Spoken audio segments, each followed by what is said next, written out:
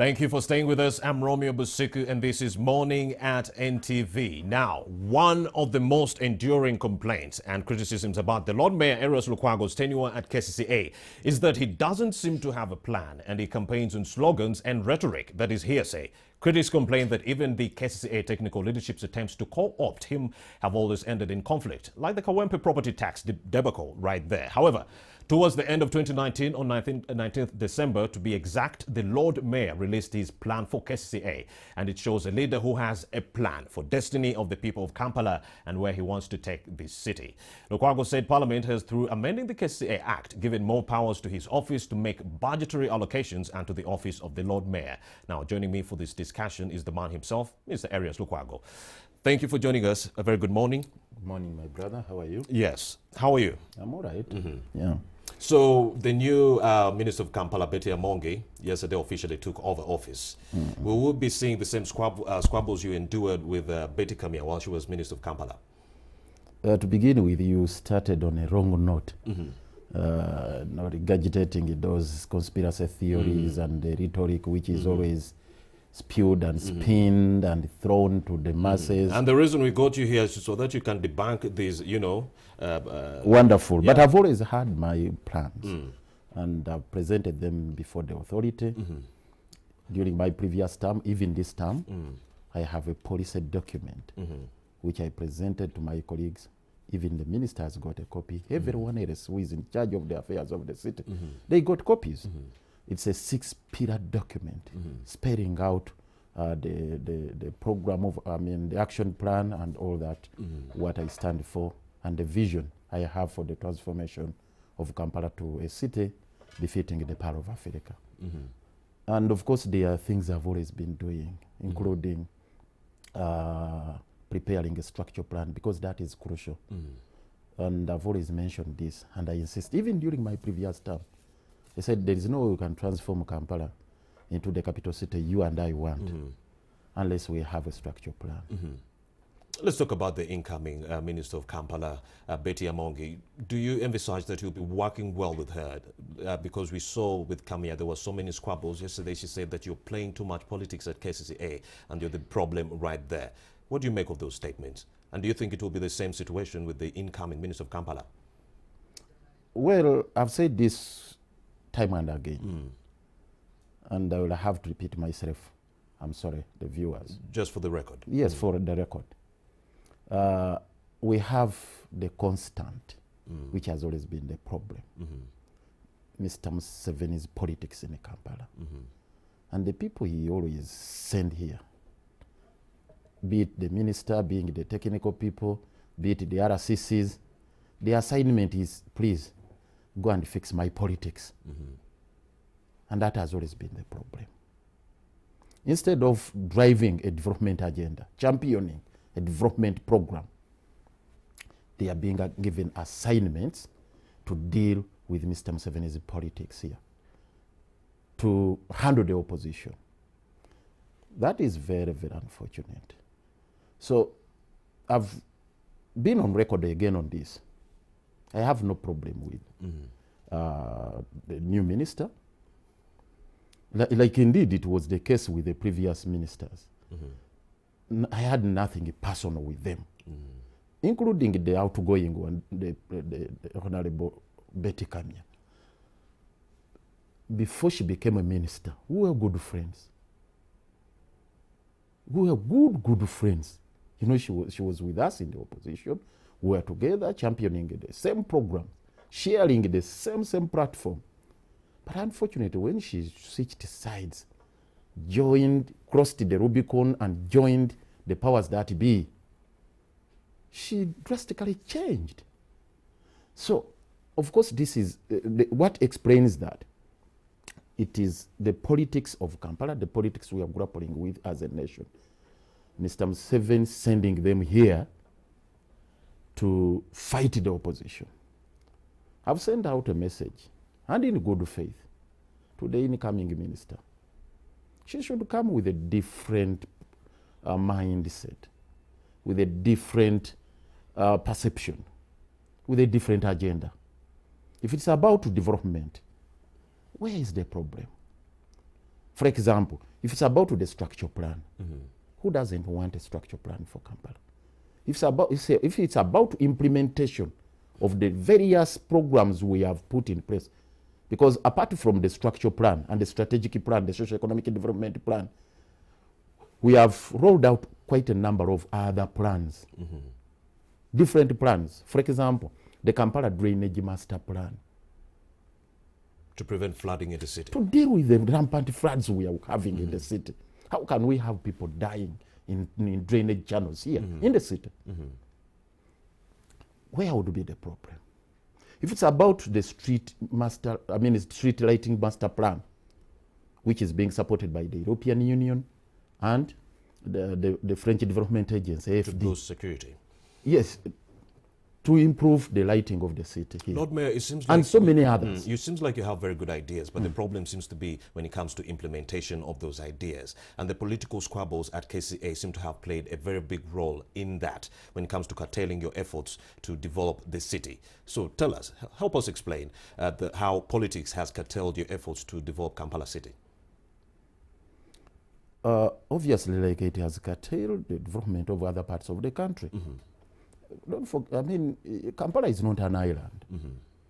The entire country is not doing well.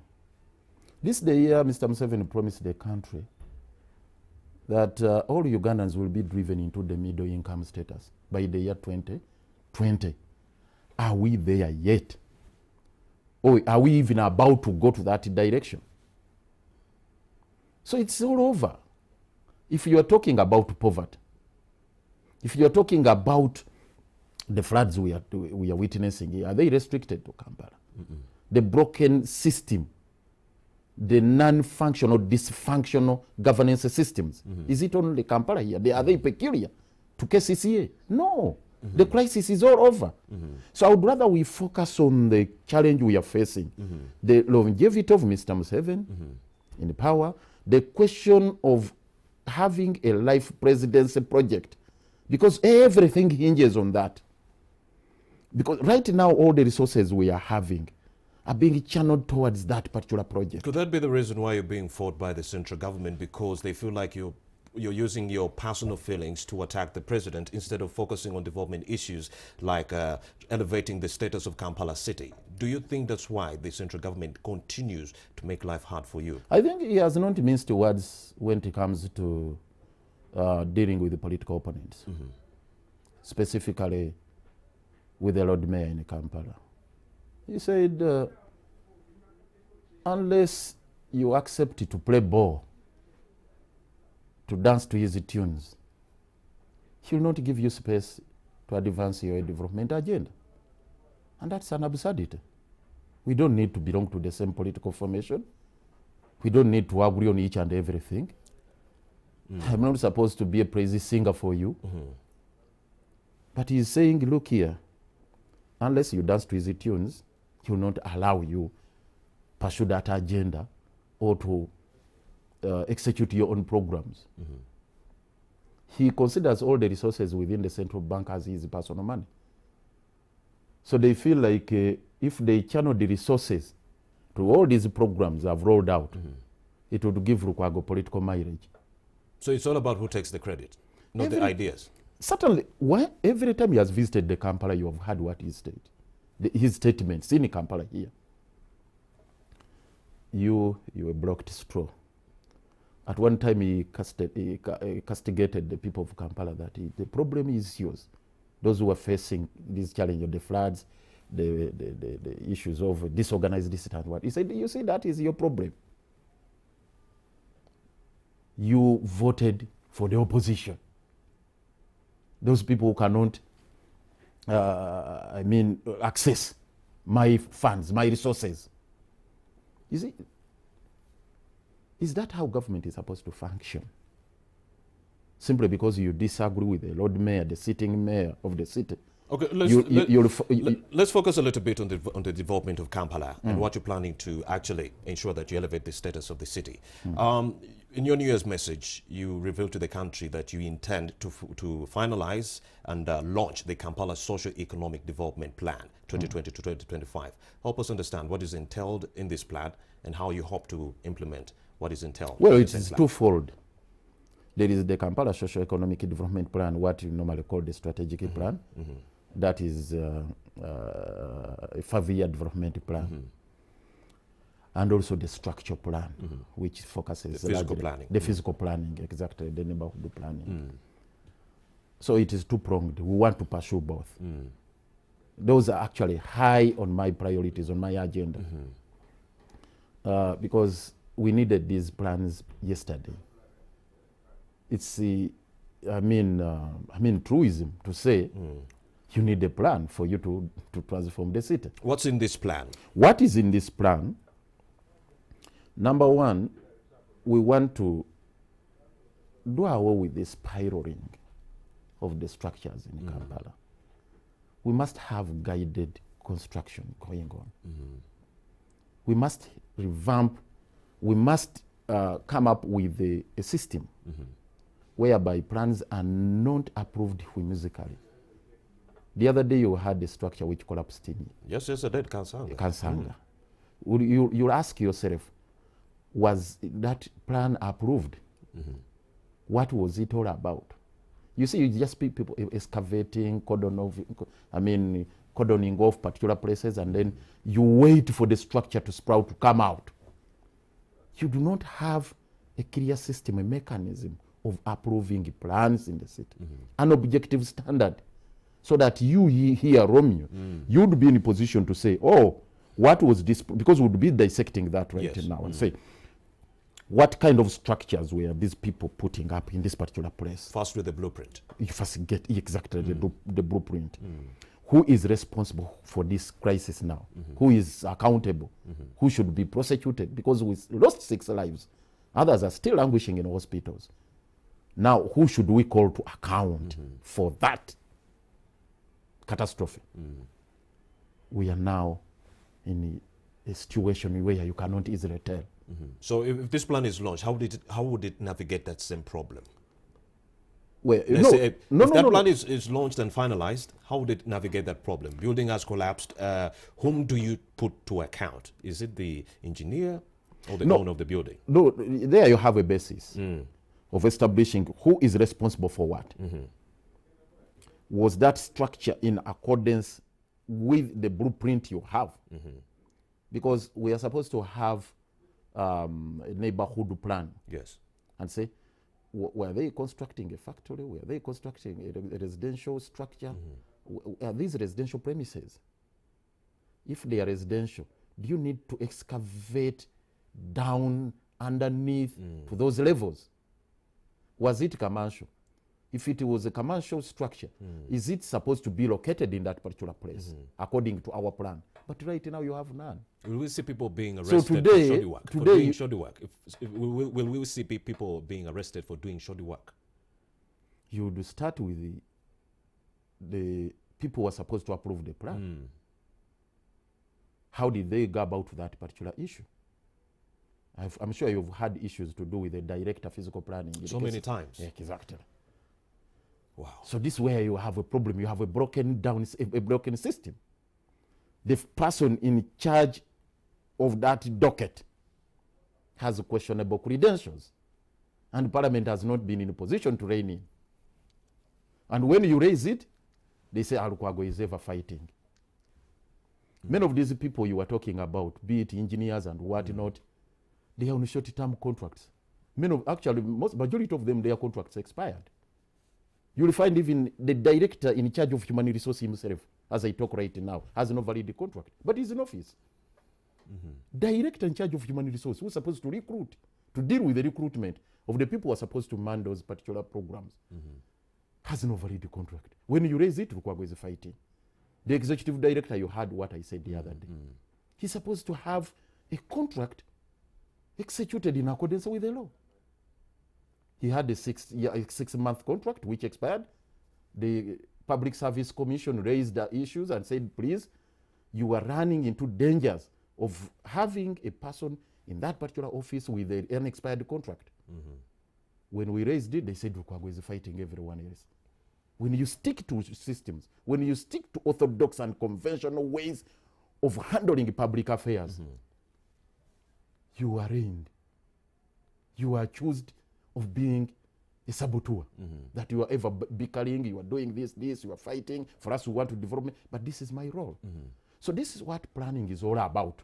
So the plan is on paper and looks absolutely amazing. No, to me, Mr. Mayor, to me it looks like something that is similar to the National Development Plan. Remember the National Development Plan that was launched between 2015 to 2020? We had emphasized to propel the country to middle income status. The plan was so amazing, Mr. Mayor, but we did not achieve that. And the people here were saying that they need more time, maybe up to 2025. So your plan, it looks amazing, but how do you hope to implement what is entailed in that plan? There are quite lots of challenges, I must concede. There are hurdles we have to jump. In the first place, you look at the environment under which you are going to operate, under which actually you are operating right now. It's a very hostile one. But that's not to say we should not soldier on. No. Yes, we are faced with this kind of hostile environment, but we must deal with it. The funding, for example, they have been slashing our budget every other year, financial year. As we talk right now, it has dwindled to 325 billion, up from 560, rather down from 560. It has now been brought down. The other thing is about the donor funds, because entirely that's what, largely right now, that's what we are relying. The infrastructure development, it's largely now donor funds. All these roads you are seeing here, the little improvement you are seeing on our roads, it's World Bank. The street lighting program, I've told you. Yes, we 800,000 euros. 800,000 euros is coming from African Development Agency, and of course European Union. They are working around the clock also to give us more resources. And finally, these other programs like a Kampala Drainage Master Plan, it requires over 200 million US dollars. Wow, 200 million US dollars. 200 million US dollars. Wow, wow, wow. Now you have a government which immediately after passing a budget, they are requesting for a supplementary. The other day I saw the State Minister for Finance saying they have a shortfall. They want actually a supplementary of 600 million US dollars. And they are borrowing to finance the public debt. You can imagine. Which is already at 36%. Which is more, actually beyond 36%. I don't believe in those figures. You don't believe Bahati? No, I don't believe him. It's beyond 40% of our GDP. Right about now, I'd like to first put this conversation to a halt and link to my reporter, that is Stephen Bide, who is at Sa Apolokagwa Road. He has a few questions for the Lord Mayor of Kampala, Erias Lukwago. Very good morning, my brother Bide. What questions might you have for the Lord Mayor, and what are you doing there at Sa Apolokagwa? And the Lord Mayor, Erias Lukwago, they are seated with you in the studios. I'm coming to you live from Sa Apolokagwa Road. This is Old Kampala area, and to be specific, this is Kakajo zone, and besides me is Wokesa, the other side, just a walkable distance from here. Also, I'm standing on the street that is the Lord Mayor is so conversant with, because just in the 5 minutes walk, we'll be hitting Kampala High School, his former school, so he's well conversant with this road here. But there is a big problem that is happening here on this road, because as you see, many of the motorists, Lord Mayor, many of your people are trying to have, having a hard time here as they drive from Makerere, Bwaise, to access the city, especially as they connect towards the Ansaro Road, which you also you so conversant with as they drive towards the side of Martin Road, Rashid Kamis Road, and the Gaddafi Road. This pothole here told you as KCCA worked on this road towards December, but many people here are finding a lot of difficulty. Yes, you were KCCA, as the technical team was blaming the rains and the little funding that was coming from government, but at least this is not the only pothole, deep pothole that we're having in the city center, because there are some in Namuongo along the 8th Street, 6th Street, 7th Street, and as well as in the other side of Chira Road, as well as at Nakawa near the City Oil as you drive towards Chamboko. But this is one of the signs that the city is eroding away. Many of the roads are just getting many of these potholes that you may think about as you go for that council meeting later today around 10 a.m. I think as the Lord Mayor, you have the powers to at least force the technical team that is headed by Engineer Andrew Chitaka, the acting KCCA director, to make sure that at least they work on this infrastructure that is just getting washed away by either natural factors or by the roads, because many of the motorists here have also spoken to me telling me that, you know, bagambeko abakulu bagambeko kubanga engudo zaffe ziggwawo, they are spending a lot of money on the shock absorbers. At least some are saying that close to 700,000 shillings they are spending on repairing or replacing these shock absorbers when they get torn or wear out. So the Lord Mayor and your team at the KCA, that is the political team and the technical wing, at least these infrastructure, you have to also think about them as you make these plans, especially as you sit in this side of the city, when you go to the city.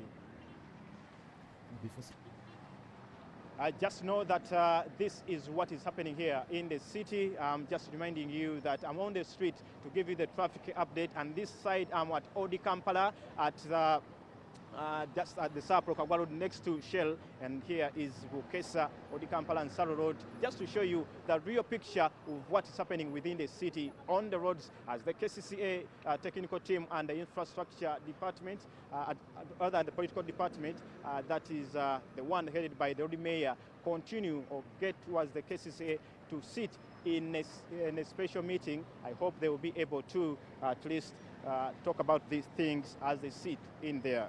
This is what's happening on the streets. Stephen Mbide with you on Morning at 10 TV. Thank you very much, Stephen Mbide. He's reporting live from Sa Aprokagwa right there. Now, Mr. Lord Mayor, you've seen what is happening there. Cars are trying to circumvent on this side of the road. It's impossible as it is. Potholes are a menace.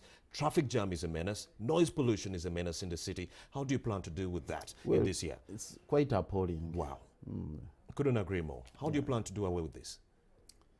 You see, again, I would insist, Ugandans, we do too much of lamenting, yet we know what should be done. There is no shortcut to dealing with this crisis other than following the orthodox methods. No shortcuts. The conventional ones? The conventional ones.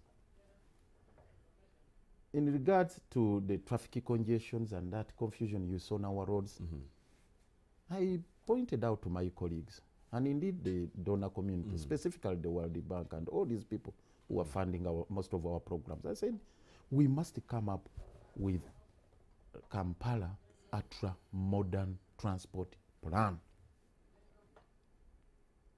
Initially, they are designed the provision within the KCC Act that there shall be an authority within an authority, the Metropolitan Physical Planning Authority, to deal with the planning of major roads, including the structure plan, for not only the Kampala we know as of now, but including the metropolitan area. That couldn't work out. They abandoned the idea, and in the amendment, they expunged that Metropolitan Physical Planning Authority from the law. But that aside, it did not stop us from at least focusing on our territory as KCCA. I am glad to inform you that at least what as we talk right now, we have finalized the arrangements of coming up with the Kampala ultra modern transport plan funded by the World Bank. What is entailed in this plan? Are you going to do away with the old cars that emit a lot of diesel fumes and increasing the carbon emissions in our atmosphere? What is entailed in this plan? Of course, with the reduction of the emissions, that's yet another program, because it's one program I've particularly championed, the Climate Change Action Plan. We rolled it out in 2016 with the European Union ambassador here. Amazing. I'll give you 5 on that one. Yeah, wonderful. And our target is to reduce the carbon emissions by at least 22%. Because we've been seeing the debilitating effects of climate change this year. It's been really, really appalling. Exactly. Bundibujo. As a country, we are signatory to the Paris Agreement. Yes. And we made specific commitments and other international instruments that we signed.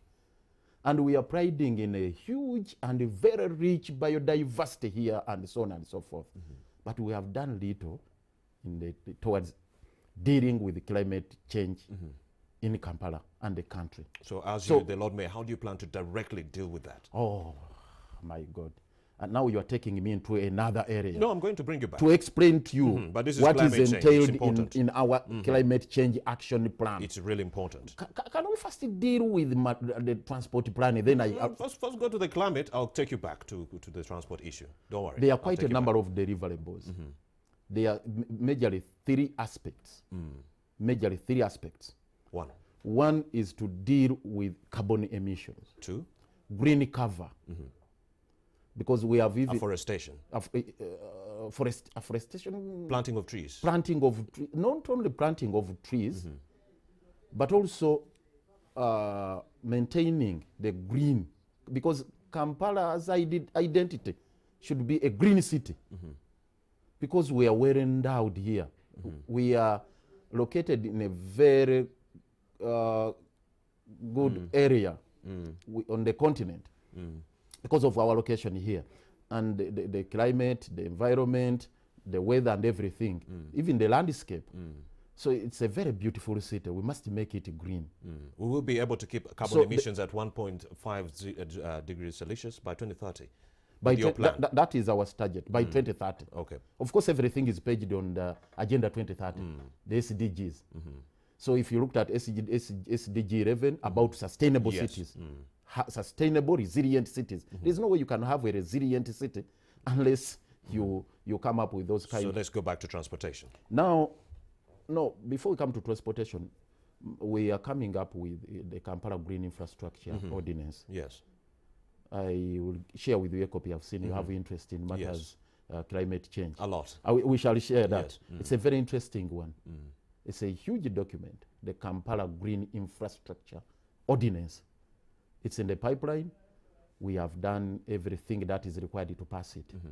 If we had no interruptions, actually, by now, it would be enacted into law. One of the requirements is about, we have done a tree audit in Kampala, by the way. We have conducted a tree audit and established that we have 327 species of trees. We have the richest biodiversity within on the continent here, the richest. You go to Nairobi, Kigali, elsewhere, they don't have this. 321 species of these trees we have here in Kampala. And then we conducted it within 5 precincts, so far 5 precincts, but majorly Kororo, because you can see some green cover there, Kororo, Makerere, and Wandegeya areas. Nakasero, part of Nakasero, yes. And we established that actually we have 53,000 trees in those localities, 53,000. And our target is, because we're supposed to have at least 20 trees per acre. But right now we have 3 to 4. At least a minimum of 20 trees per acre. But what we discovered from this audit, we have 3 to 4 trees per acre. That is not sustainable. You cannot have a resilient and sustainable city with that kind of green cover. Going back to Kampala to a modern transport plan, we intend to come up with different modes of transport. It's not, you had at the opening of the year, or at the closure of last year, authorities, my colleagues in State Hall coming up with news to you that they are bringing 980 buses. Then I wondered and asked myself, isn't it deja vu? Aren't we causing the same problem we witnessed with the Pioneer is a bus? Yes, yes. So we didn't learn a lesson from that. And when I raised these issues when they are coming up with Pioneer is a bus, I asked myself, have we planned for this? I'm sure you have visited Dar es Salaam. how they have rolled out their BRT, the rapid bus transit system. Yes. It was planned. You must agree on the corridors which they are going to apply. You must agree on the terminals. You must have those terminals. You must look at the infrastructure you have. You ask yourself right now, in Kampala, for example, we have a total road network of 2,100 kilometers. What is paved? What is tarmacked? Only 608. 608. I'm glad you have those statistics. Can you roll out a BRT on that kind of infrastructure? No. You cannot. Then we have all these technical people, we have all these engineers, the planners and whatnot. They are just there nodding their heads. Yes. 2,100. You bring 980 buses on a road network constituting 2,110 kilometers, but only 608 of that network is paved. And you are bringing 908. Do you know how many border borders we have here? So the first thing we have to do is pave the 2,100 roads. At least half of it. How do you plan to close that gap? At least half of it. So how do you plan to close the gap and pave all those roads? They should improve. That's why we have sounded ourselves hoarse, loud and clear. You improve on the road fund for Kampala. Right now it is 35 billion. Just 35 billion. And you know the unit cost, cost of a road here in Kampala is quite exorbitant. That can't construct even 10 kilometers. The 30 billion. Not even 10 kilometers. This program I've told you, the Kampala Institution and Infrastructure Development Project, is largely sponsored by Acacia Road. You've seen now we are widening it. Yes. And for me, I had a problem with cutting our trees. You know, I love trees. Yes. I love green. And I admire that. As a conservationist, so much. That. Yes. I had that dilemma. It is the same case with the Stretcher Road, Ntinda Spear Road. So let's talk about resource mobilization to finance these projects, because I understand, I've told like you, you've said, it is kidding. Yes, like you've said, World Bank is actually doing most of the muscle. So how best can we mobilize resources locally so that we fund these projects in Kampala by our own? The reason Kampala was given a special status was not for political reasons. No. It was purposely to develop it as a capital city so that it can have enough resources to finance all these development programs. But as we talk right now, our budget is largely a consumption. It's a consumptive budget rather than a development budget. And this way I've had problems. And I've said it can't be business as usual. 325 billion, the whole of it, a big portion of it, is going to just routine things. They are allocated 45 billion towards KCCA public relations. 45 billion. A department which is under the office of the executive director. And I put up stiff resistance, and I told Mr. Chitaka, this is totally unacceptable. Madam Betty Kamya, we cannot allocate 45 billion towards public relations when we have a development program we must finance.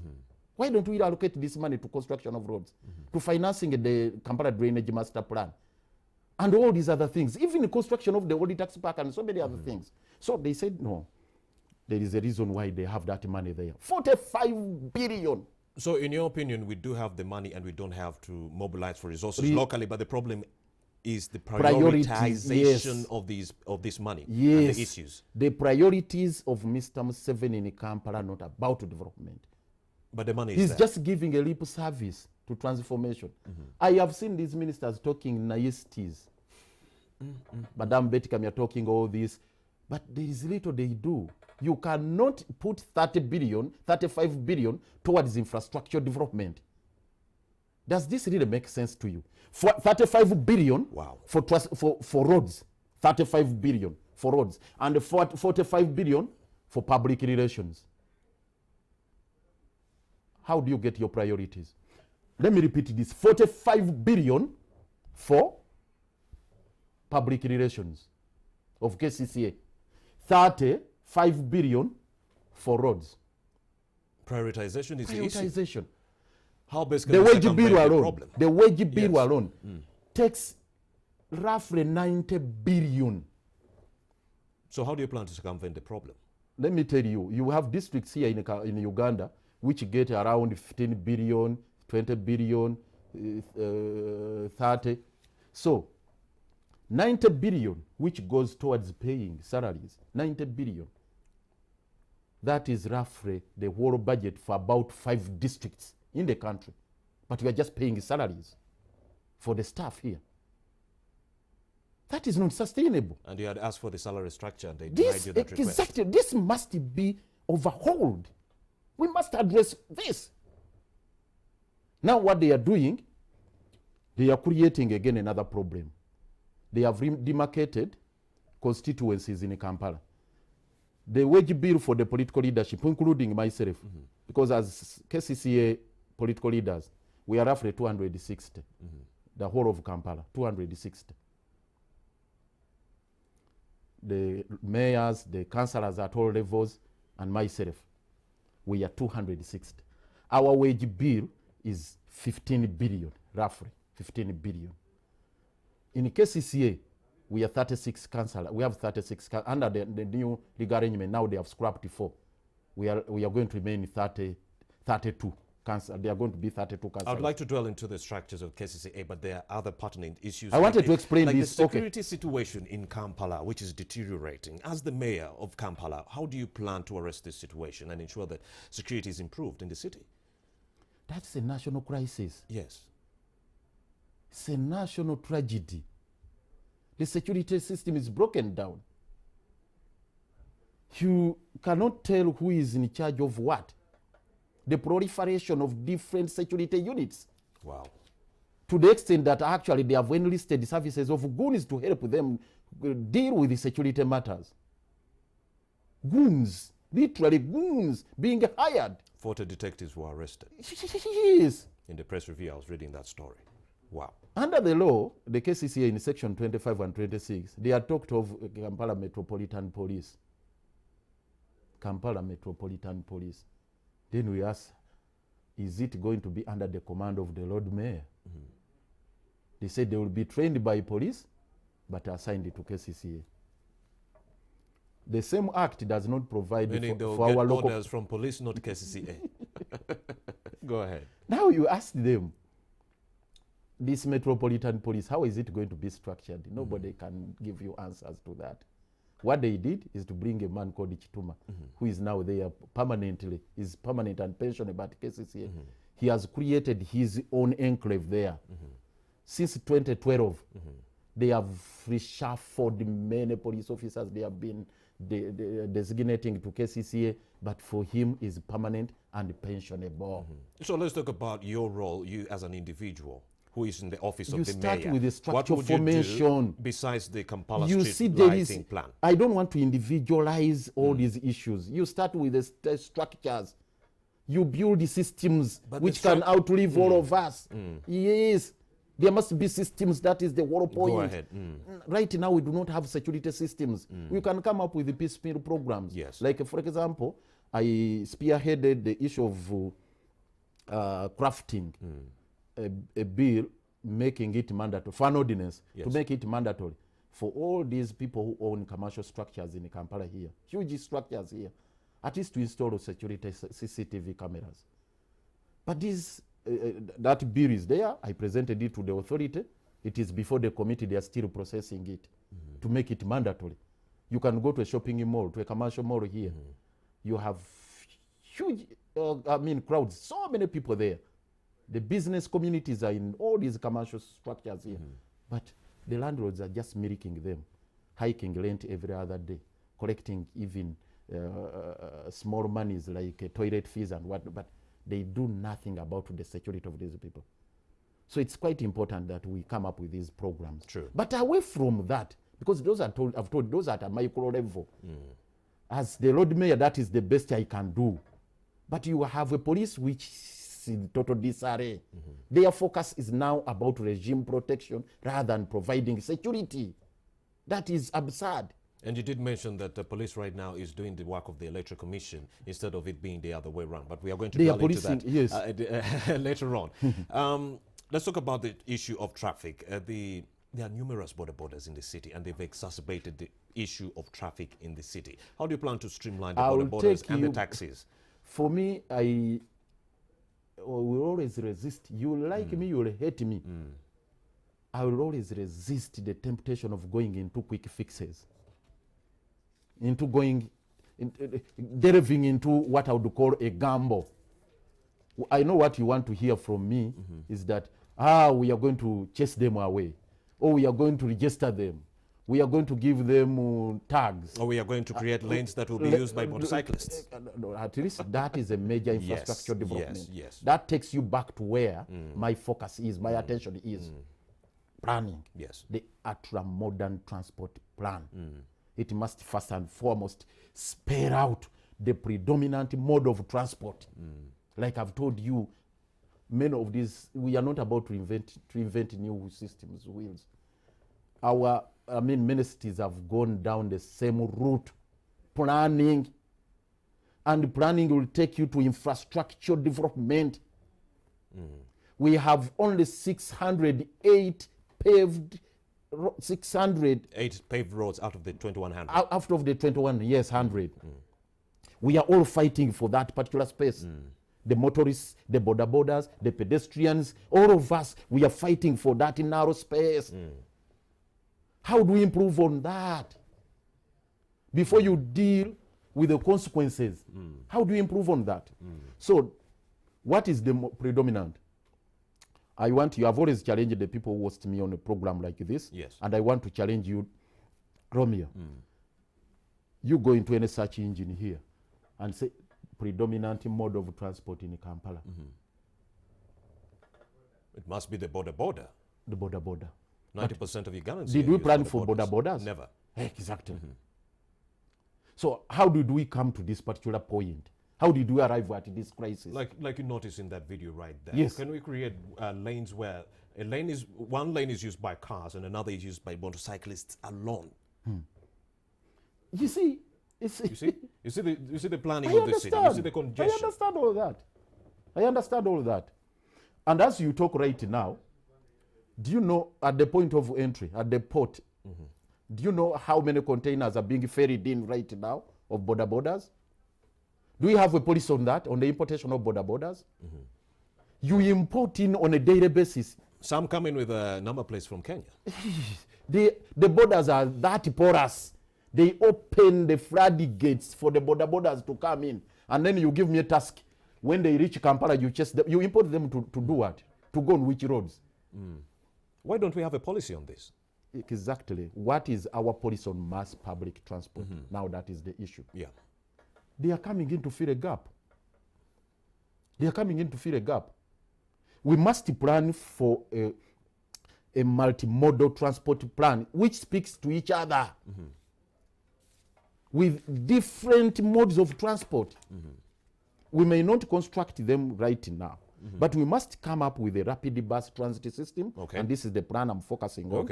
A rapid bus transit system. We must have a plan for railways, for a railway station. Railway transport must be provided for. We must have metros. A metro must be there. You've gone to all these cities you people admire.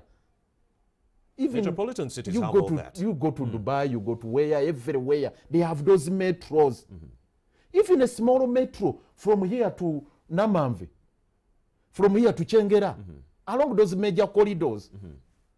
You cannot work on them. You go to the railway station here. We used to have kayoras in the olden days. Kayoras. So as long as you do not have a plan for mass public transport system, all this would be foolhardy. And the good thing, we have the Kampala Socio-Economic Development Plan 2020-2025, which is coming into force, and it will help ease all these problems. It's not only that, no. And the Kampala Physical Planning Project. Apart from Kampala Physical Planning, Structure Plan, the Socio-Economic Development Plan, that is the strategic plan. For the next 5 years. Then there is the ultra-modern transport plan. Kampala ultra-modern transport plan. I've told you it is there. And this is what I'm focusing on. And I'm saying, let's implement it systematically. Now these people who are all out for campaigns, We are going No, to... listen, yeah, let me complete yeah. this statement. They are jumping the gun. They are saying they are importing 908 buses. Yes, with only 608 paved roads. At least with Pioneer is a bus, we had a contract with a company that they will bring in 502 buses. And this would be the concession agreement. We had the concession agreement. These were the concessionaires. But right now, there is no framework whatsoever. I don't even know the company which is importing the buses. I don't know how they are going to be run, managed, and how they are going to operate. I don't know whether they are going to be owned by KCCA, whether they are from our own budget. I don't see it. They have never even presented that proposal to the authority.